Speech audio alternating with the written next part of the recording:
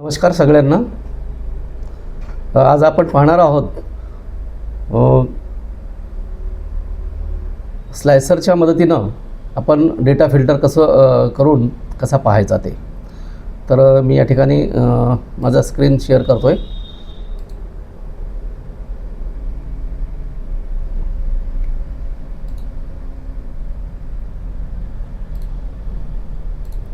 सुरुवातीला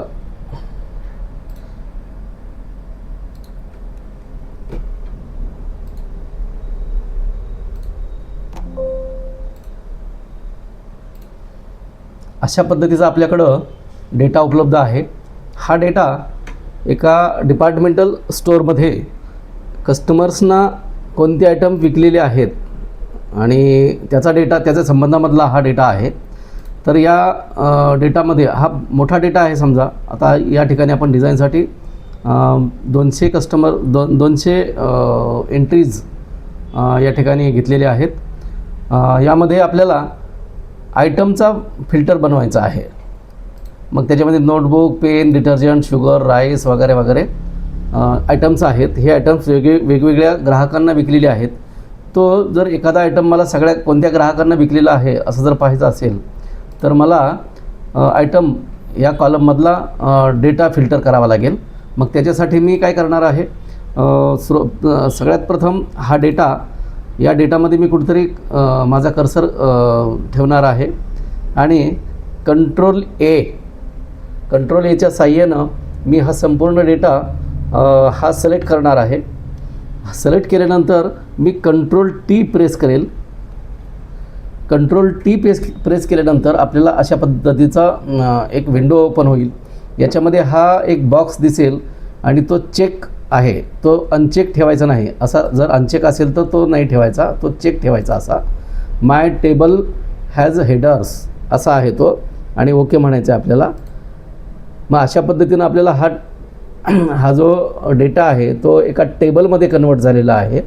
आणि टेबलमध्ये कन्वर्ट झाल्याबरोबर आपल्याला या ठिकाणी आपण पाहत असाल डिझाईन नावाचा एक टॅब आपल्याला ओपन झालेला दिसतो आहे. माझा कर्सर टेबलच्या आतमध्ये असल्यामुळं हा टॅब दिसतो आहे आपल्याला. माझा कर्सर जर टेबलच्या बाहेर मी ठेवला तर हा टॅब इथून निघून जातो.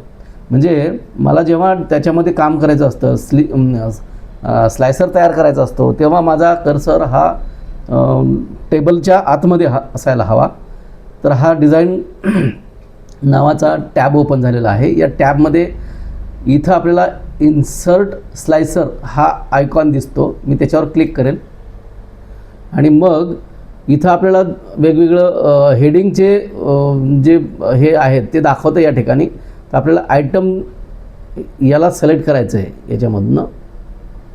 ओके, हां, आणि ओके असं झाल्याबरोबर आपल्याला हा स्लायसर या ठिकाणी क्रिएट झालेला आहे आणि आपण हा बाजूला घेतलेला आहे. आता हे सध्या सर्वच आयटम सिलेक्ट असल्यामुळं ही पूर्ण यादी आपल्याला या ठिकाणी दिसते. पण मला समजा आता फक्त पेन ज्या कस्टमरला विकलेली आहेत त्याची यादी पाहायची असेल तर मी या पेनवर क्लिक करेल आणि मग ती यादी या ठिकाणी अशी दिसायला लागेल.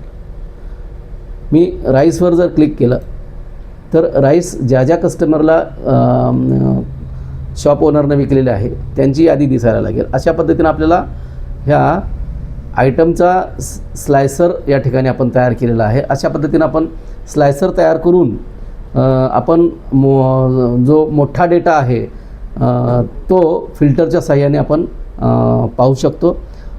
पुढच्या व्हिडिओमध्ये स्लायसर आणि पिव्होट टेबल याच्या साहाय्यानं एक डायनॅमिक आपल्याला फिल्टर आपल्याला कसं तयार करायचं हे शिकणार आहोत. तर आता या ठिकाणी इतकंच.